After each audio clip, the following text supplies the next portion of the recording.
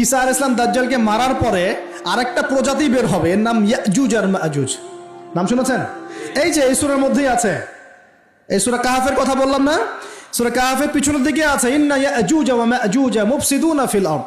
যুলকারনাইন বাদশার কথা পড়বেন, তিনি এই যে দেয়াল নির্মাণ করে দিয়েছিলেন লোহা এবং তামা দিয়ে, মনে আছে, পড়েছেন?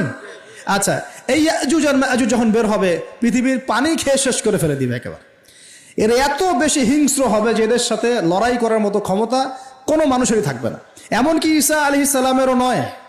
ঈসা আলাইহিস সালাম তুর পাহাড়ে চলে যাবেন মুসলিমদেরকে নিয়ে, তুর পাহাড়ের ভিতরে মুসলিমরা সেখানে লুকিয়ে থাকবে, পৃথিবীর মেসাকার অবস্থা হয়ে যাবে, পৃথিবীর পানি খেয়ে শেষ করে ফেলে দিবে, একদম হিংস্র প্রজাতি।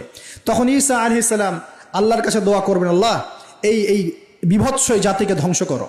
আল্লাহ রাব্বুল আলামিন তখন ওই ইয়াজুজ আর মাজুজের এই কাঁধে, ঠিক কাঁধের মাঝখানে একটা ভাইরাস জন্ম দিবেন। কি জন্ম দিবেন? ওই যে বলি না মহামারীর ভাইরাস, অমুক ভাইরাস তমুক ভাইরাস, এই ভাইরাস আরও সামনে আছে বাকি এখনো। ওই ভাইরাসে, ওই পোকায়, ওই ব্যাকটেরিয়া বা যেটাই হোক আল্লাহ পাক যাই দিবেন, এতে করে ইয়াজুজ আর মাজুজের পুরো প্রজাতি ধপ ধপ ধপ করে মারা যাবে। মানে এটা ছোঁয়াচে রোগ হবে। কি রোগ হবে? ছোঁয়াচে। ঠিক যেমন আমরা একটু করোনা দেখলাম না, একজন থেকে আরেকজন, একজন থেকে আরেকজন, এরকম জিনিস চলবে আরো বিশ্বে। আর এখনকার নতুন রিসার্চ হচ্ছে ওই সাইবেরিয়া অঞ্চলের যে বরফগুলো আছে না, ওর নিচে এই 1 লাখ বছর, 1.5 লাখ বছর, 2 লাখ বছর আগের ভাইরাসগুলো নতুন করে জায়গা শুরু করেছে এখন। হ্যাঁ, এগুলো বিজ্ঞানীরা বলছেন যে এগুলো আবার কোন দিন জানি পৃথিবীতে আত্মপ্রকাশ করা শুরু হয়। সব কিছুই ঘটবে। বিশ্বটার খুব রহস্য আছে, বিশ্বটার অনেক রহস্য আছে। আল্লাহ পাক এগুলো খেলার ছলে সৃষ্টি করেন নাই, পরীক্ষা। লিয়াবলুয়াকুম আইয়ুকুম আহসানু আমালা, আল্লাহ পাক বলেছেন। এরপরে ইয়াজুজ আর মাজুজের সব প্রজাতি মারা যাবে। নবীজি বলছেন জমিনে কোনো জায়গায় ফাঁকা থাকবে না, সমস্ত জায়গাতেই ওদের দেহ পড়ে থাকবে। আল্লাহু আকবার। এরপরে ঈসা আলাইহিস সালাম আল্লাহকে বলবেন, আল্লাহ জমিনটাকে পবিত্র করে দাও। আল্লাহ পাক কি করবেন জানেন? বড় বড় নখরওয়ালা, বড় বড় নখ আছে, নখ দেখেছেন? বড় বড় নখ, বড় বড় নখওয়ালা একটা স্পেশাল প্রজাতির পাখি আল্লাহ পাঠাবেন। কি পাঠাবেন? পাখি। এটা কোন পাখি, কি নাম আমরা জানি না। ঠিক এরকম করে এই এক শ্রেণীর পাখি আল্লাহ পাঠাবেন যাদের নখগুলো খুব বড় বড় হবে, বিশাল বিশাল নখ। এই নখগুলো দিয়ে তারা দেহগুলোকে উঠাবে, উঠিয়ে নিয়ে কোথায় যে ফেলে দেবে আল্লাহ ভালো জানেন। সুবহানাল্লাহ, আল্লাহু আকবার। আল্লাহ পাক বিশ্বে কত কি বাকি রেখেছেন এখন। এরপরে আল্লাহ পাক কি করবেন জানেন? আল্লাহ পাক বৃষ্টি বর্ষণ করবেন। এত বেশি বৃষ্টি হবে, এত বৃষ্টি হবে, জমিন ধুয়ে পরিষ্কার হয়ে যাবে। হাদিসে আসছে জমিন একদম চকচক করবে, জমিটা পরিষ্কার হয়ে চকচক করতে থাকবে। এরপরে কারণ ওই ভাইরাস তো ধুইতে হবে না, ভাইরাসকে ধুয়ে সাফ করতে হবে। তারপরে ঈসা আলাইহিস সালামের সময়ে বলা হচ্ছে, তার সময়ে একটা ডালিম, ডালিম দেখেছেন কিনা?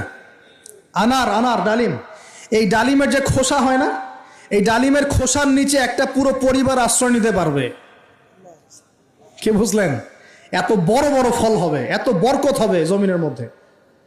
কখন বরকত হয়? যখন একটা জনপদের অধিবাসীরা আল্লাহর সামনে আত্মসমর্পণ করে, তখন আল্লাহ বরকত দেন। আমরা কি আত্মসমর্পণ করছি? এই জন্যই তো অর্থনৈতিক মন্দা চলছে। এমনি এমনি নাকি? সুদ খাচ্ছেন, দিব্যি ঘুষ খাচ্ছেন, দুর্নীতি করছেন, জেনা করছেন, মানুষের সম্পদ আত্মসাৎ করছেন, মাপে কম দিচ্ছেন, আবার নামাজও পড়ছেন, মাশাআল্লাহ। তো বরকত কোত্থেকে আসবে?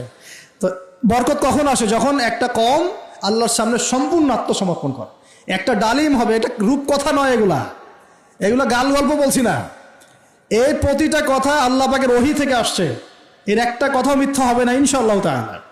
বিশ্ববাসীরা দেখবে একটা ডালিমের নিচে একটা পরিবার আশ্রয় নিতে পারবে। এত স্পেসিফিকলি বলা হয়েছে হাদিসগুলোতে। নবী সাল্লাল্লাহু আলাইহি ওয়াসাল্লাম বলেছেন যে 10 জন ঘোড়সওয়ার, কয়জন ঘোড়সওয়ার? 10 জন ঘোড়সওয়ার বের হবে ইমাম মাহদির সময়, যারা খোঁজ নিতে যাবে যে দেখি দাজ্জাল বের হয়েছে কিনা। ঘোড়ায় করে খোঁজ নিতে যাবে, দেখি দাজ্জাল বের হয়েছে কিনা। ওই 10, নবীজি বলছেন আমি ওই 10 জনের নামও জানি, ওদের বাবার নামও জানি। সুবহানাল্লাহ, এত স্পেসিফিক জ্ঞান দেয়া হয়েছে আল্লাহর পক্ষ থেকে নবী সাল্লাল্লাহু আলাইহি ওয়াসাল্লামকে। তার হাদিস থেকে বলছি যে ডালিমের নিচে পরিবার আশ্রয় নিতে পারবে। তো অনেকে হয়তো হাসবে, কি বলে একটু উল্টা পাল্টা কথা, তাই না? নাস্তিকরা মনে করতে পারে যে হাসবে, আরে হাহারি এক দিয়ে রেখে দেবে। এখন মানুষ ফেসবুকের মতো চিন্তা করে, ফেসবুকের মতো হাসে, ফেসবুকের মতো কাঁদে। মানুষ এখন রোবটিক হয়ে গেছে। ঠিক আছে, আচ্ছা। তো এরপর কি? এরপরে বরকতের এই সময়টা শেষ হয়ে যাবে কখন? যখন মানুষ আবার সেই জেনা, পাপ, শিরিক, কুফর এগুলোতে লিপ্ত হবে। আল্লাহ রাসূল বলছেন এমন একটা মানুষও বাকি থাকবে না, একটা মানুষও না যে খালি লা ইলাহা ইল্লাল্লাহ কালিমাটা পড়তে জানে, এমন একটা মানুষও বাকি থাকবে না। বলেন নাউজুবিল্লাহ। ওরা হবে এই পৃথিবীর সবচেয়ে নিকৃষ্ট মানুষ। ওদের চেয়ে নিকৃষ্ট কোনো মানুষ এই পৃথিবীতে হবে না। এখনো কি এরকম সময় আসছে? আসে নাই। এখন কি লা ইলাহা ইল্লাল্লাহ আছে না? আছে। হ্যাঁ, হয়তো তার পূর্ণাঙ্গ প্রয়োগটা নাই, কিন্তু কালিমা তো আছে কি না? তখন নবীজি বলছেন এমন একটা যুগ আসবে যে লা ইলাহা ইল্লাল্লাহ বলার মতো একটা মানুষ খুঁজে পাওয়া যাবে না। আর মানুষ রাস্তাঘাটে কুকুরের মতো জেনা করবে। রাস্তাঘাটে কুকুর যেমন সঙ্গম করে না রাস্তাঘাটে, ওই রকম করে মানুষ রাস্তাঘাটে জেনা করবে। ওই সময়ে আল্লাহ রাব্বুল আলামিন পশ্চিম দিক থেকে সূর্য উঠাবেন। কোন দিক থেকে? সূর্য সত্যি সত্যি পশ্চিম দিকে উঠবে।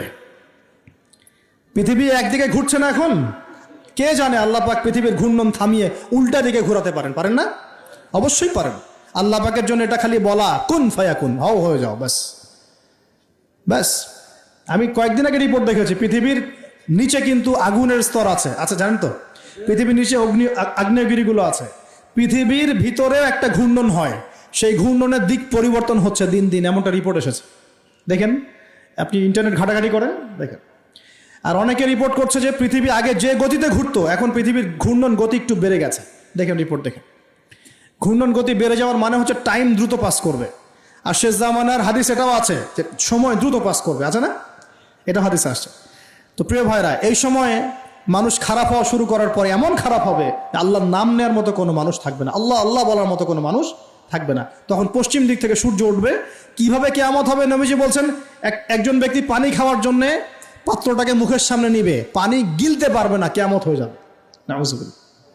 ইযা ওয়াকাআতিল ওয়াকিআ লাইসা লিওয়াকাআতিহা কাযিবা আল কারিআতু মাল কারিআ ওয়া মা আদরাকা মাল কারিআ। আছে না? আম্মা ইয়াতাসাআলুন আনিন নাবাইল আযীম। কত সূরা আছে কিয়ামত সংক্রান্ত, পড়ে দেখেন। ইযা যুলজিলাতিল আরদু জিলজালাহা ওয়া আখরাজাতিল আরদু আসকালাহা ইযা শামসু কুবিরাত ওয়া ইযা নুজুমু কাদারাত। এই সূরাগুলো পড়ে দেখেন। আম্মা পাড়ার শেষ পাড়াটা, যেটা 30তম পাড়া, এর সূরাগুলো পড়ে দেখেন। কিয়ামত চোখে দেখতে পারবেন ইনশাআল্লাহ। সিংহায় ফুঁক দেওয়া হবে। আল্লাহ পাকের ফেরেশতার এত ক্ষমতা আল্লাহ দিয়েছেন, একটা ফুয়ে পুরো মহাবিশ্ব ধ্বংস হয়ে যাবে ইনশাআল্লাহ। চারটাখানি কথা নাকি? দ্বিতীয় ফুৎকারে আবার সবাইকে জীবিত করা হবে। এবং এই যে দুনিয়ার জীবনটা আমরা কাটাচ্ছি, এই 30, 40, 50, 60, 100 বছরের জীবন, এই জীবনের এক একটা হিসেব আল্লাহর সামনে দাঁড়িয়ে সেদিন দেওয়া লাগবে। অতএব এই দুনিয়ার জীবনটাতে প্রস্তুতি গ্রহণ করি, 5 ওয়াক্ত নামাজ পড়ি, যাকাত দেই, কালিমা বোঝার চেষ্টা করি, আল্লাহ তাওহীদ শিখি, জানি, বুঝি, নবীর সুন্নত অনুযায়ী আমল করি, হালাল খাই, পরিবার গড়ি, মানুষকে সৎ কাজের দাওয়াত দেই, অসৎ কাজে নিষেধ করি, ইসলামকে আল্লাহর জমিনে প্রতিষ্ঠা করার চেষ্টা করি। আল্লাহ পাক যা দিয়েছেন, জানমাল, সময়, শ্রম, আল্লাহ পাক যা দিয়েছেন, ক্ষমতা, প্রতিপত্তি, সম্পদ, এগুলোকে আল্লাহর দিনের জন্য ব্যয় করি। ইনশাআল্লাহ দুনিয়া সফল হব, পরকালে সফল হবে ইনশাআল্লাহু আযজা ওয়া জাল। আল্লাহ পাক আমাদের সবাইকে সমকালীন ফিতনাগুলো সম্পর্কে সচেতন থাকার তৌফিক দান করুন, এবং এই রমজান, আসন্ন রমজানে পরিপূর্ণরূপে ইবাদত করার তৌফিক দান করুন, এবং এই ইবাদত এবং শিক্ষাগুলোকে সারা বছর ধরে রাখার তৌফিক দান করুন, এবং জামানা সম্পর্কে সচেতন থেকে আগামী দিনে যা হবে সেভাবে পদক্ষেপ নেওয়ার তৌফিক আল্লাহ পাক দান করুন। আমিন।